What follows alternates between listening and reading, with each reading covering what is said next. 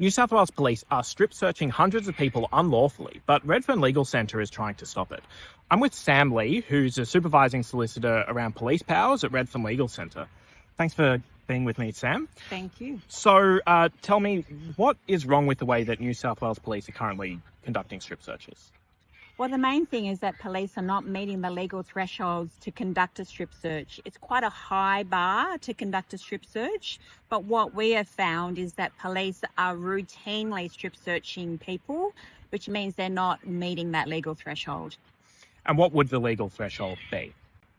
The law says you can only strip search in circumstances that are serious and urgent.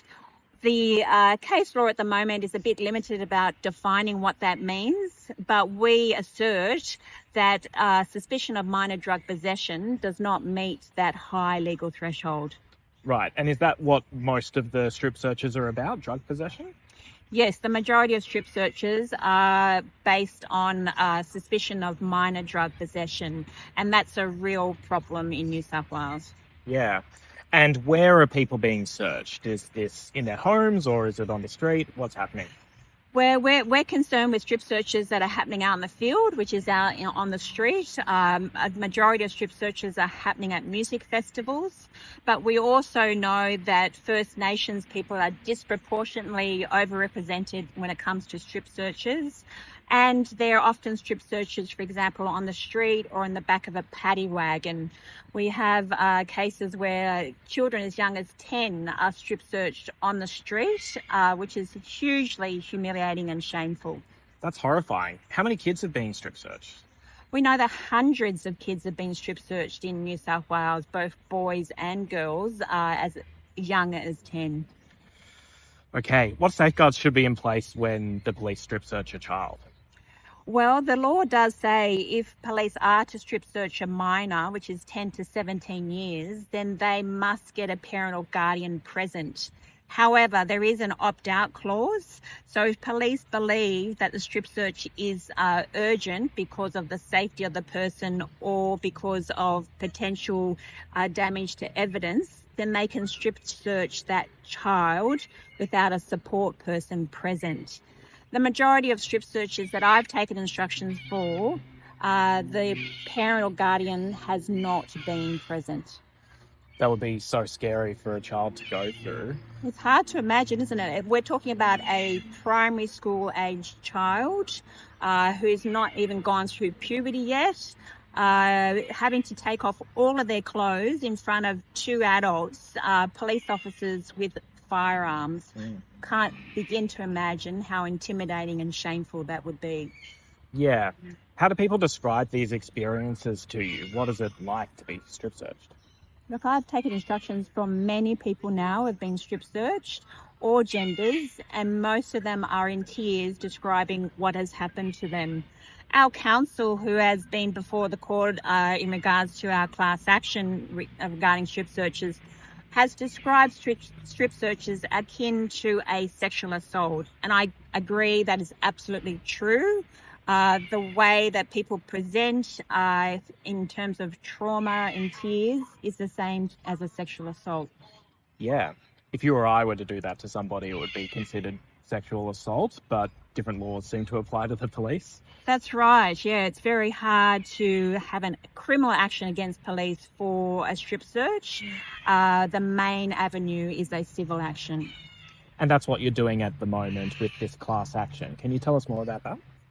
Yeah, so we have just been in the Supreme Court representing thousands of people who have been strip searched at music festivals in New South Wales over the past 6 years. We have put together some very extensive submissions.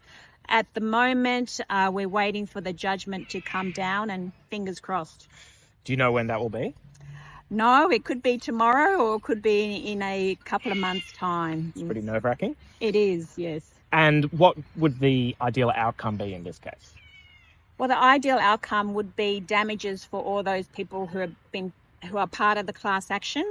But what we also hope for is legislative change in this area. We want strip searching to stop in New South Wales and only to be conducted in the most exceptional of circumstances. We want, one, the law to be changed so you can't strip search a child unless you have a court order, and that strip searching should not occur on the basis of suspicion of minor drug possession. Those two changes will make a dramatic reduction in the number of strip searches. Yeah. And so a lot of these searches right now are for minor drug possession. They're after an indication from a drug dog. But how accurate are drug dogs? Yes, the majority of strip searches occur due to suspicion of minor drug possession. And in terms of drug dogs, if a drug dog indicates, that does not give police the power to conduct a general search, let alone a strip search. A drug dog indication only gives police the power to stop and question you. It does not give them the power to search you. But what we have found, and the majority of the cases before the Supreme Court in the class action, those people have been stopped by a drug dog and taken from that stop to a full body strip search where they've had to strip down naked. Some women have had to remove tampons, and we're saying that is unlawful. Yeah. So the police aren't currently following the law, but if we can change the law to get rid of some of those outs, those exceptions that they're using, that will save a lot of people from this horrible experience. That's right. Well, the whole intention of strip searches when it was passed through Parliament was not for it to be routine. But what we have seen is that it has exploded out and it has been morphing into a general search, which is not the intention of the law. Yeah. Okay, so can you tell me a bit more about Redfern Legal Centre and the work that you do around police? Sure. We have a police powers unit, which is a very niche area, but we deal with any kind of complaints around police. It could be from excessive use of force to failure to investigate, to a whole range of issues. And what we do is provide free legal advice to people across New South Wales. So if you have had an incident with police that you're not comfortable with, you can ring our service and hopefully get free legal advice, depending on what's going on with that. You can't help everybody, but it doesn't hurt to contact you just to see what can be done, right? That's right. There is a eligibility criteria, so we will assess the matter. But what's the best thing to do is to go to our website and fill in the form and lodge the form, and we'll go from there. Okay. And can people find you on social media? They can. We're on Instagram, TikTok, all forms of social media. So just type in Redfern Legal Centre and our contact details will come up. Fantastic. Thanks, Sam. Thanks, Tom.